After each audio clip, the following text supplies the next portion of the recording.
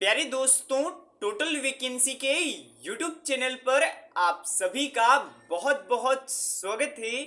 आज के डेट में यानी कि 31 मार्च 2024 के डेट में बिहार स्वास्थ्य विभाग के माध्यम से कई सारे बड़े अपडेट जारी कर दिए गए हैं, जहां पर कि नई बहाली से लेकर के बीटीएससी एएनएम 10,700 के रिगार्डिंग में कई सारे अपडेट्स निकल कर आ रहे हैं, जो कि इस वीडियो के माध्यम से मैं आप सभी को बताने वाला हूं। तो जो भी स्टूडेंट्स इस चैनल पर नए आई हो, चैनल को सब्सक्राइब करके बेल नोटिफिकेशन ऑल सेट कर लीजिएगा, साथ में वीडियो के लास्ट तक बने रहिएगा।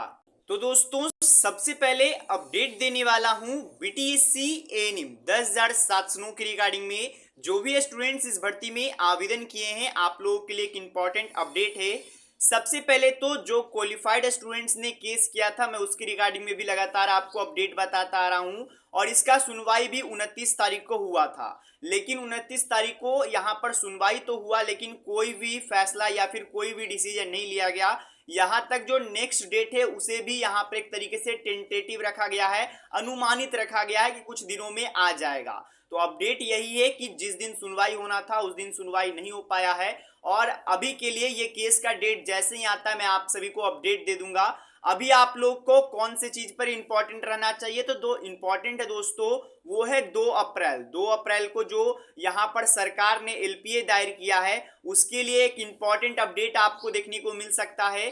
क्योंकि अखबारों के माध्यम से अपडेट्स आए थे कि जो 2 तारीख को सुनवाई होगा उसमें फाइनल डिसीजन आ सकता है। अब देखना ये होता है कि एएनएम के साथ क्या होता है, 2 तारीख को क्या डिसीजन लिया जाता है, न्यायालय के माध्यम से क्या डिसीजन आता है या फिर नेक्स्ट डेट दे दिया जाता है। जैसे ही कोई अपडेट आएगा मैं आप सभी को 110% बता दूंगा। और ये जो दोनों केस है, दोनों के दोनों इंपॉर्टेंट है, ये मत सोचिएगा कि जो ये केस है वो कमजोर केस है। दोनों का दोनों केस इंपॉर्टेंट है, और मैं पहले ही बता देना चाहता हूं, दोनों का चांस 50-50% है। ना ही मैं किसी के पक्ष में हूं ना ही विपक्ष में हूं, तो ये बात आप लोग ध्यान दीजिएगा। तो दोस्तों, इसके बाद अपडेट देने वाला हूं कि किस प्रकार से अभी के समय में स्वास्थ्य विभाग की स्थिति है। कई सारे ऐसे स्वास्थ्य केंद्र हैं जहां पर कि कर्मचारी कार्यरत नहीं है, और इसका बहुत सारा कारण है। सबसे पहला कारण, वैकेंसी सरकार नहीं निकाल रही है। ये आप अपडेट यहां पर देख सकते हो, स्वास्थ्य मंत्री मंगल पांडे को लेकर के कई सारे अपडेट्स आ रहे हैं। भी हमारे यहाँ कार्यरत हैं, घर से बैठ के अपना तनख्वाह ले रही हैं, चाहे वो पुरुष कर्मचारी हो चाहे वो महिला कर्मचारी हो। इनको कोसों दूर विकास से कोई मतलब नहीं है। यहाँ पे इसमें एक पोलियो अभियान के अलावा इसमें कोई प्राथमिक उपचार का चीज हम लोग नहीं देखेंगे। ना कि किसी को यहाँ से मतलब है ये सरकार का जो ट्रीटमेंट है वो भी कर सकती है। एक किसी को चोट भी खरोच भी आती है तो मरहम पट्टी के लिए यहाँ पे करने वाला कोई कर्मचारी नहीं है, जिसको जो कि सरकार से 2 लाख से ज्यादा का वेतन ले रहा है। क्या नाम है? जब से देख रहे हैं इसमें ताला लगा हुआ है, जब से ये बना है उसके बाद ताला नहीं खुला। डॉक्टर बैठे नहीं, कभी नहीं बैठे। डॉक्टर बैठे नहीं, कभी नहीं बैठे। ये इनको हम तो पहचान नहीं रहे हैं, पहचान नहीं रहे, पहचानते हैं। कब कब खुलता है ये? कब जब मन करता है जब खुलता है, जब मन करता है बंद रहता है। तो अपने मर्जी से ये खुलता है। जो लोग यहाँ पर कार्यरत हैं अपनी मर्जी से आते हैं, अपने मर्जी से जाते हैं। पिछली सरकार में तेजस्वी यादव जब डिप्टी सीएम थे, उस समय स्वास्थ्य विभाग उनके पास था। उस समय स्थिति कुछ ठीक था, लोग टाइम पे आता था जाता था, लेकिन उसके बाद फिर गड़बड़ा गया। बीच में हल्का फुल्का ठीक हुआ था, मैंने ठीक नहीं कहा जा सकता उसको, हल्का फुल्का ठीक हुआ था, उसके बाद फिर मैं अभी। तो ये अपडेट तो आप लोगों ने देखा कि किस प्रकार से स्वास्थ्य केंद्र तो बना तो दिए गए हैं, लेकिन वहां को उसको संचालित नहीं किया जा रहा है, जिससे कि जो यहाँ पर आप कह सकते हो मरीज हैं, जो ग्रामीण क्षेत्रों में रहते हैं लोग, उन लोगों को कई सारी तकलीफें उठाना पड़ता है। इसके बाद एक और अपडेट में बता देना चाहता हूं, जिससे कि आपको पता चलेगा कि स्वास्थ्य विभाग में अभी वैकेंसीज की कितनी जरूरत है। यह भी अपडेट आप पढ़ सकते हो, लापरवाही, सदर अस्पताल में मरीजों को अल्ट्रासाउंड, यहां पर अल्ट्रासाउंड कर रहे हैं निजी टेक्नीशियन। अब इसका कारण क्या है दोस्तों, तो कारण यह है कि यहाँ पर जो एक्सरे टेक्नीशियंस होते हैं वो लोग बहाल ही नहीं हुए। उन लोगों की वैकेंसी बीटीएससी के माध्यम से आई भी थी, और तुरंत कुछ ही समय के अंतराल में 1 साल तक बहाली अटकी रही, उसके बाद उस बहाली को रद्द भी कर दिया गया। आप इसमें पूरा अपडेट पढ़ सकते हो। मैं इंपॉर्टेंट जो बात है वो मैं आपको बता देना चाहता हूं। यहाँ पर आप पूरा अपडेट पढ़ सकते हो कि जो सदर अस्पताल है वहां पर कोई भी टेक्नीशियन कार्यरत ही नहीं है। अब इसका कारण, इसका जो ये दिक्कत है, इससे मरीजों को, और जो यहाँ पर आप कह सकते हो मरीज आ रहे हैं अस्पतालों में, उनको दिक्कत का सामना करना पड़ रहा है। अब अल्ट्रासाउंड नहीं हो रहा है तो कहाँ कराने जाएंगे। तो ये सभी चीजों को सरकार को देखनी चाहिए, और जो वैकेंसीज खाली है स्वास्थ्य विभाग में उसे जल्द से जल्द बहाल करनी चाहिए। अब मैं आपको वैकेंसीज को लेकर के बात कर ही रहा हूं तो कुछ और अपडेट भी वैकेंसी की रिगार्डिंग में बता देना चाहता हूं। फार्मासिस्ट की बहाली करे सरकार, लेटेस्ट अपडेट है, कोई पुराना अपडेट नहीं है। डिप्लोमा फार्मासिस्ट जो आपको पता होगा, फार्मासिस्ट की भर्ती आई, फिर भर्ती रोक दिया गया, केस का काम हुआ, फिर यहाँ पर हाई कोर्ट के माध्यम से भी जजमेंट आया। अब यहाँ पर हाई कोर्ट के माध्यम से बताया गया कि जल्दी से जल्दी बहाली निकालिए और जल्द से जल्द इस बहाली को कंप्लीट कीजिए। एकदम साफ साफ निर्देश आ चुका है। तो यहाँ पर जो अध्यक्ष जी हैं, यहाँ पर अरविंद कुमार, जो कि फार्मासिस्ट पद पर यहाँ पर डिप्लोमा के फार्मेसी जो भी योगधारी हैं उन लोगों को नियमित नियुक्ति जल्द कराई, उसके लेकर के मांग कर रहे हैं।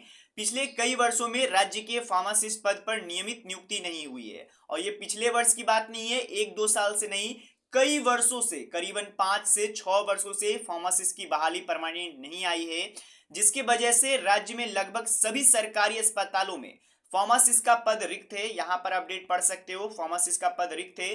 दवा का रख रखाव वितरण केवल एक तरीके से रजिस्टर्ड पर ही हो चुका है, फार्मासिस्ट के हाथों में है ही नहीं। अब बहुत सारे जगहों पर आप ये सुनिएगा कि एएनएम दवाई बांट रही हैं, कहीं पर गार्ड बांट रहे हैं, कहीं पर गार्ड है जो सुई दे रहे हैं, क्योंकि वहां पर नर्सेज कार्यरत नहीं है, और कहीं पर फार्मासिस्ट कार्यरत नहीं है। तो ये सभी स्थिति को बदलना चाहिए। नई सरकार बनी है, अभी अभी तो बनी ही है, तो इस स्वास्थ्य मंत्री मंगल पांडे को इन सभी चीजों पर ध्यान देना पड़ेगा। और जो भी वैकेंसीज अटकी हुई है, मैं आपको बताना चाहता हूं, ये न्यूज़पेपर तो बहुत पुराना है, लेकिन अस्पतालों की स्थिति अभी भी यही है। महज राज्य में, पूरे राज्य यानी कि पूरे बिहार में 40 ड्रेसर के सहारे चल रहा है प्रदेश का सरकारी अस्पताल। ये देखिए, ये जो अपडेट है, बहुत शर्मनाक अपडेट है। आप ही सोचिए, पूरे राज्य भर में मात्र 40 ड्रेसर हैं। आप हर साल देखिएगा तो हर साल कई सारे ड्रेसर का डिप्लोमा कर रहे हैं, लेकिन वैकेंसीज आ ही नहीं रही है। और वैकेंसीज नहीं आ रही है तो यहाँ पर जो ड्रेसर का डिप्लोमा कर रहे हैं वो केवल और केवल बेरोजगार हो रहे हैं। तो सरकार को ध्यान देना चाहिए। और जो वैकेंसीज का बात कर रहे थे कि 1.5 लाख की वैकेंसीज निकाली जाएगी, तो उसे भी जल्द से जल्द लाई जाए। और जो वैकेंसीज पेंडिंग में है, जिसका नियमावली क्लियर नहीं हुआ है, जिसके कारण से बहाली नहीं आ रही है, या फिर अधिसूचना बीटीएससी को नहीं दिया गया है, जल्द से जल्द दी जाए और वैकेंसी पर जल्द से जल्द प्रयास किया जाए दोस्तों। बाकी यहाँ पर भी आप अपडेट पढ़ सकते हो, 7,000 से अधिक पैरामेडिकल कर्मचारियों की नियुक्ति होगी। पर ये जो वैकेंसीज की बात की जाती है ना, वो उसमें एक चीज आपको देखने को मिलेगा, ये ऑफिशियली या फिर धरास्थल पर नहीं देखने को मिलता है, केवल अखबारबाजी होती है और अखबारों में ही देखकर रह जाता है। आप ही सोचिए, यहाँ पर बात किया जा रहा है नियुक्ति का, और ये जो वैकेंसी यहाँ पर बात किया गया है, ना ही अब तक इसका विज्ञापन जारी हुआ है, ना ही कुछ हुआ है। कुछ वैकेंसीज का विज्ञापन भी जारी हुआ था, लेकिन उसे भी रद्द कर दिया गया। अब सरकार की क्या मंशा है, क्या दिक्कत हो रहा है, अब सरकार को समझना चाहिए। वैकेंसीज की अभी के समय में सख्त जरूरत है। तो यही जानकारी सरकार तक पहुंचाने का मैं प्रयास करता हूं। आप लोग भी इस वीडियो को जितना हो सकता है उतना शेयर कीजिए, ताकि सरकार को भी पता चले कि वैकेंसीज की सख्त जरूरत है, चाहे वो अस्पताल में हो, चाहे वो सदर अस्पताल में हो।